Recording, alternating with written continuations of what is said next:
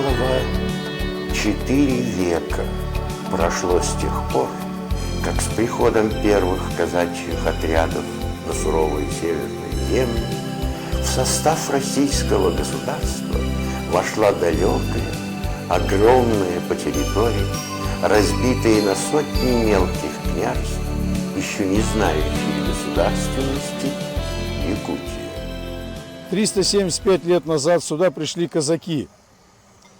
Их было много, первопроходцев. Это и Иван Ребров, и Петр Бекетов, основатель города Якутска, Жиганска, Алекминска и 16 городов в Забайкалье, в Сибири, на Дальнем Востоке. Это и Козыревский, это и Семен Дежнев, который еще за 80 лет до Витуса Беринга открыл пролив между Америкой и Азией.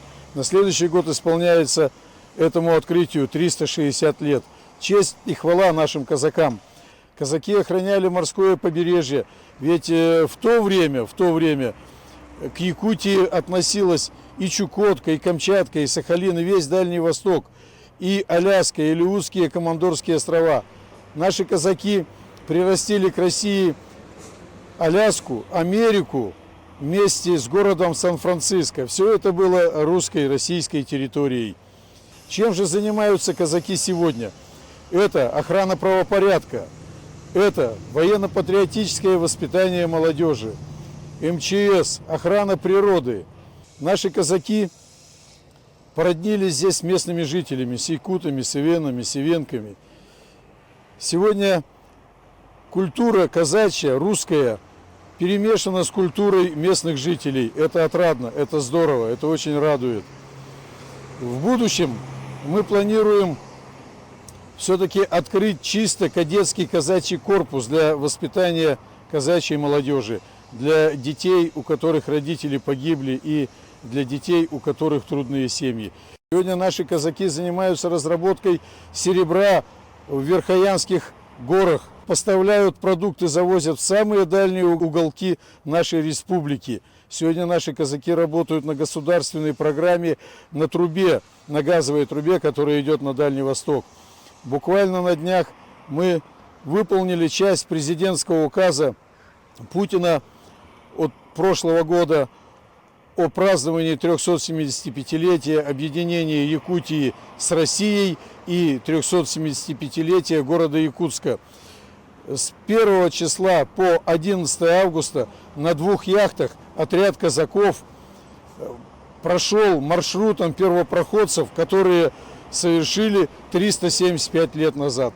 Сегодня построено прекрасное казачье подворье, к сожалению, только для одной половины казачества. Но я думаю, что в будущем все равно казачество будет объединено под знаменем российского нашего государства, под знаменем казачества, и мы будем служить только на благо Отечества и казачества.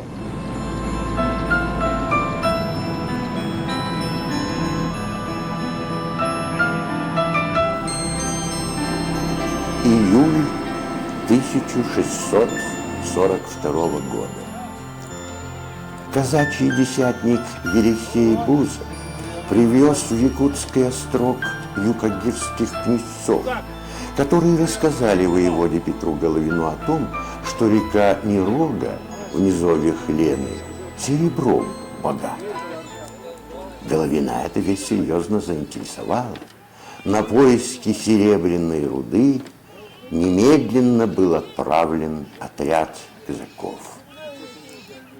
Сегодня мы впервые после многих лет, десятилетий, казаки в казачьей форме сегодня собрались около поклонного креста, который установлен в знаменитом месте Эндебал. Эндебал первопроходцы посетили около 250 лет тому назад. Здесь открыты крупные месторождения серебра и полиметаллов. Сегодня территорию Эндебала посетил представитель Якутской епархии, отец Андрей. Он осветил крест. События исторические, которые проходили здесь, очень многообразны. И символ, крест – это символ от добра и православия, которое пришло вместе с казачеством на северо-восток России. Через Индебал прошли великие исследователи, такие как академик Смирнов, Константинов, много геологов. Геологи, их можно просто назвать, они весьма знаменитые в освоении Якутии, но мы просто сегодня назовем это геологи Якутской центральной поисково-съемочной экспедиции, Янской экспедиции и Треста аэрогеология. Именно они все внесли огромный вклад в развитие минерально-сырьевой базы и прежде всего в оценку месторождения Индебал. Здесь нельзя не отметить авиаторов, которые с начала 60-х годов, особенно на вертолетах, первых вертолетах Ми-1, Ми-4, сейчас Ми-8, совместно с геологами осваивали эти просторы. Огромное значение имела работа и коренного населения. Именно сегодня мы подчеркиваем это, то есть совместными усилиями она приносит конкретные результаты. Сегодня в эти дни трудятся для того, чтобы дать оценку, геологическую оценку запасам, промышленным категориям запасов Индебала, с тем, чтобы можно было как быстрее ввести месторождение в разработку и показать о том, что эти месторождения в Западной Верхоянии – это будущее республики. Тут тоже никаких, в принципе, нарушений со стороны Зоопрогноз по экологии нет. Допустим, ГСМ или вот такие вот ничего не попадает в реку. Взрывные работы проводятся тоже согласно проекта. Местного населения якутского работает много, где-то процентов 40. Значит, есть столовая работает, есть баня, есть, сами рабочие, правда, следят тоже за жильем, где они живут. Тут, значит, по проекту установлены ящики для мусоров. У нас ничего тут не разбрасывается. Везде запчасти, где хранятся ящики вот, из-под запчастей, из-под масляных.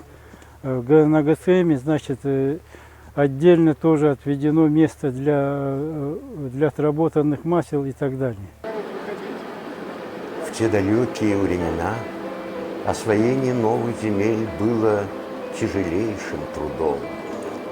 Преодолевая тысячи километров на кочах по рекам, на лошадях по бездорожью, страдая зимой от невыносимых морозов и от гнуса лета, теряя из-за болезней и в стычках с местным населением товарищей, казаки все же шли и шли дальше.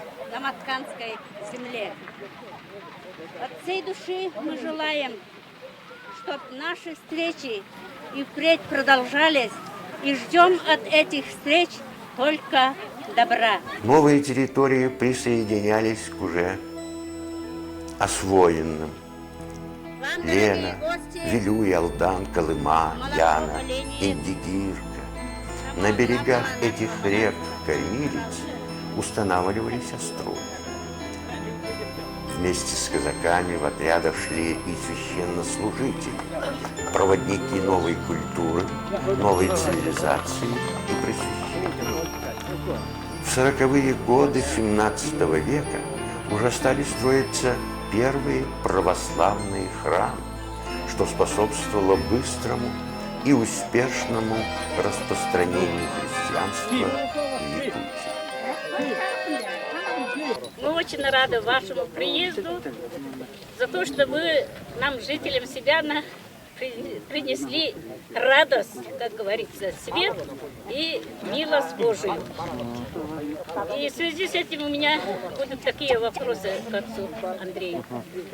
Так, нужно ли в Сибяне построить часовню? Это первый вопрос. И второй вопрос. У нас тоже есть воскресная школа. Об этом знаете ли вы? И какую связь вы поддерживаете? И что же эта школа? Во-первых, организует сперва община. Люди собираются вместе. Вот так очень много. Так даже храмы строятся по всей республике. Люди просто собираются вместе, молятся вместе, делятся. Кто-то прочитал одну книгу, кто-то другую. Вот, собираются вместе. К ним приезжает священник периодически. Вот, община укрепляется. Потом строится уже, допустим, где-то сперва в доме собираются, да? Вот. Организовывается как в доме, как храм небольшой. Вот. И там обычно это как бы называется молильный дом. Молильный дом. Вот. А потом уже можно построить даже и не просто часовню, если тут тем более строители есть, древесина тоже есть, можно построить и даже и храм. Вот. Небольшой храмик маленький, чтобы люди собирали, молились. Так в очень многих поселках республики. Ну вот. Но другой вопрос, я слышал, что у вас здесь действуют секты кое-какие. Вот. Тоже называют себя христианами, но при этом не почитают икон, там, креста. Но на самом деле, вот, кто приходит к ним и говорят, где у вас иконы? А они говорят, мы иконы не почитаем. Ну как же, если так вот у каждого человека, который мало-помалу имеет знания какие-то о Боге, у него, безусловно, церковь и вера в Бога ассоциируются с иконами. Икона – это образ Божий. Вот. Они говорят, нет, мы иконы не почитаем. Вот эти западные, как правило, секты, они иконы не почитают. Вот. Поэтому, конечно, вот будьте осторожны, потому что очень много сейчас, даже в самых отдаленных районах, у них есть финансирование Запада, они могут там часто прилетать, там ездить как угодно, да? Вот. Поэтому, если хотите действительно православно создать общину, да, вот, объединитесь как-то, 10 человек, 15, этого достаточно будет для начала. Вот. И потом священник к вам уже будет приезжать, беседовать, как-то наставлять в вопросах веры. Вот. И литературу, вот я кое-какую привез, дам почитать. И иконы у меня там есть тоже. Вот. Поделюсь. Представителей православной церкви, чтобы они приехали к нам и поставили у нас тоже крест, какой поставили в Андебале, да, чтобы в наше нестабильное, неспокойное время люди могли прийти, помолиться, излить свою душу, облегчить, значит, и чтобы нам всем было спокойно. И это действительно не только важно, не только для нас, но также для наших детей, внуков, для всего нашего будущего. У нас должна быть православная вера. И поэтому, наверное, Якутская епархия найдет время, и мы еще раз перейдем, и желающих, не только желающих, нужно всем, каждый человек должна быть вера в Бога. И поэтому мы еще раз перейдем. Будем всех желающих крестить. Всем дам, всем.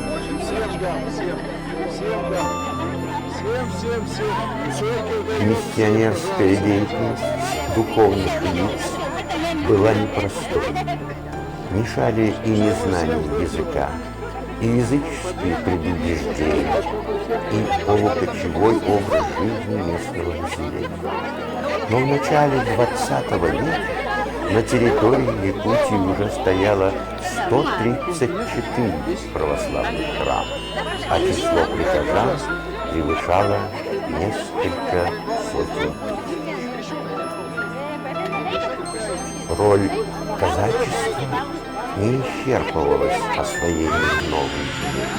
Они не только несли народам севера свет православия, но учили их новым ремеслам, хлебопашеству, строительству, добыче и обработке полезных ископаемых. Именно с приходом в Якутию православия связано и первоначальное образование в Якутии. В церковно-приходских школах обучались они грамоте и умению читать, изучали Слово Божие. Такие священнослужители нередко давали местным жителям свои фамилии. Русские землепроходцы зачастую женились на местных девушках, тем самым уже навеки родня святых. Потомственных казаков в Якутии немало. Атласовой, Колесовой, Чивиковой, Немчиновой, Жирковой.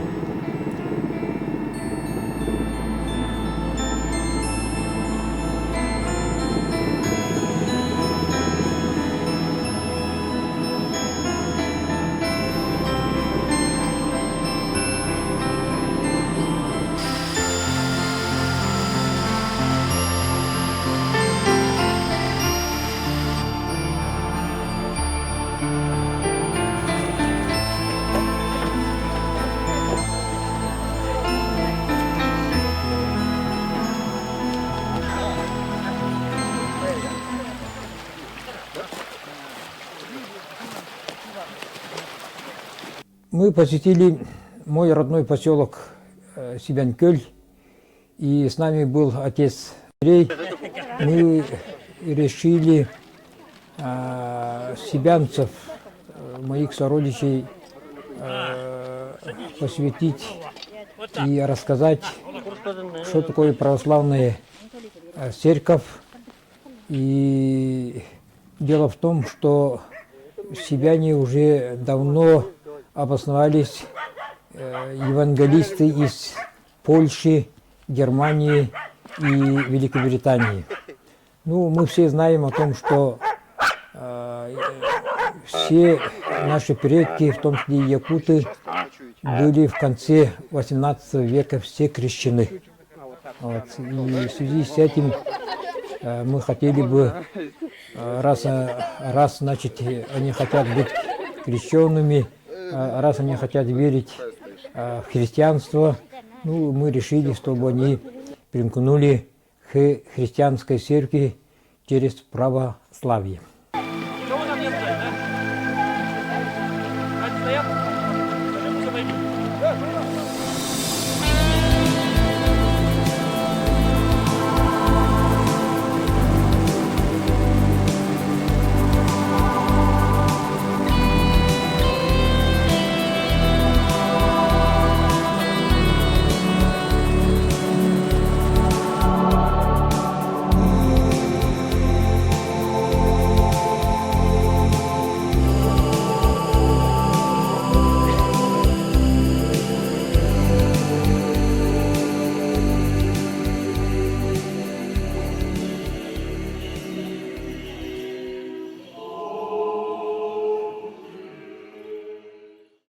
Присоединением в 17 веке огромного Ленского края в состав российского государства местные жители вошли в состав православного государства. И в связи с этим, по мере появления постоянного православного населения, русских казаков, здесь начинает распространяться православное христианство. Особенно якуты уже в первой половине XIX века стали крещенными. Что касается эвенов, эвенков, юкагиров и других народов Якутии, то они чуть попозже тоже полностью приняли православие. Начиная с XIX века начинается другой этап, процесс углубления, внедрения православной веры. Начали строиться церкви, часовни в сельской местности, в дальних уголках. И в 1870 году была образована самостоятельная якутская епархия. Вся эта деятельность была связана с деятельностью выдающегося церковного деятеля, миссионера, митрополита Московского и Коломенского Иннокентия Вениаминова, архиепископа Камчатского, Курильского и Алиутского. Он даже приехал в Якутск, здесь жил, организовал перевод церковной литературы на якутский язык,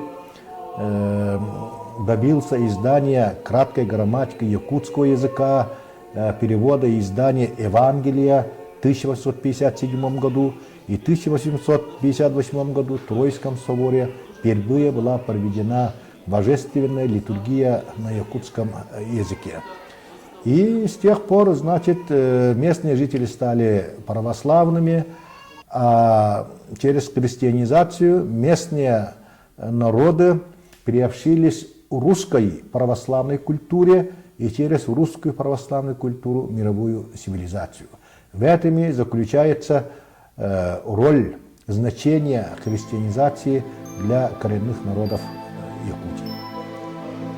Минуло несколько веков, и христианство во многом благодаря первопроходцам Сибири прочно и повсеместно вошли в жизнь якутян. Неразрывная связь веры и службы, православия и казаков с давних времен называемых государевыми